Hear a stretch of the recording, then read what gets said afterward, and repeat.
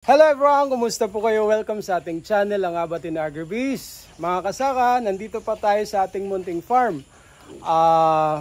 Dahil po, nagbebenta tayo ng pellet machine at gumagawa tayo ng organic feeds, ay mas mabuti kung tayo mismo ang magiging patronizer nito. So, ito po ang ating piggery mga kasaka. Maliit lamang po siya. Nag-start tayo ng ito. 5 piraso. Isa na lamang po ngayon ang natitira. Nilagyan natin ng harang kasi nag-deliver 2 days ago ng mga bagong walay na ano. So ito po yung ating fattening. For disposal na po ito next week. Ito lamang po ang natitira. So ang ating pong fattening mga kasaka ay 100% organic feeds po ang ating ibinibigay. Dito po naman ay mga kasaka ay 30-70 yung mga bagong walay natin. 30-70, 30% ng organic tapos 70% ng commercial. Hinahalo lang natin. Yan. So meron din tayong mga kasaka. Ito mga nasa 15 days.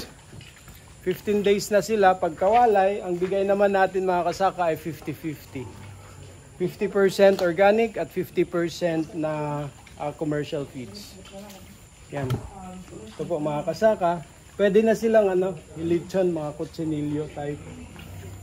Pakita ko sa inyo mga kasaka. Ito.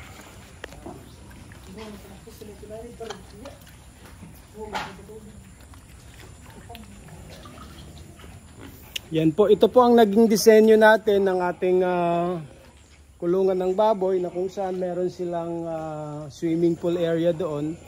Malinis po ang ating mga baboy dahil doon po sila dumudumi, doon sila umiihi, tapos dito po sila kumakain, kaya malinis po sila. At dito po walang amoy, kasi ang amoy very minimal, may amoy ng very minimal. Yan.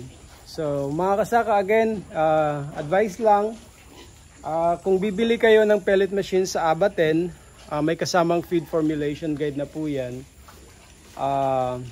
Sabi ko nga, kailangan natin na tayo mismo ang mag-patronize ng ating mga organic feeds kasi nagbebenta kami ng organic feeds sa Samar branch namin, 28 pesos lamang ang kilo.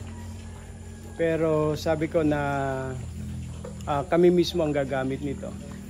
So ito na po mga kasaka, 15 days old na po ang mga ito mula pagkawalay. 50-50 na po ito. 50% organic, 50% na commercial feeds ang hinahalot natin. Meron tayo yung mga bagong walay lang, kung saan 70-30. Tapos yung ating 100% organic na pangkatay next week. Ito po dyan. Yan. So far wet feeding po tayo dito.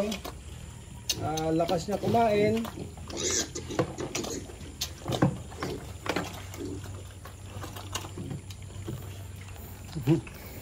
Kumakain din sila ng pagkain ng gaagawan. Nag-aagawan sila kuya.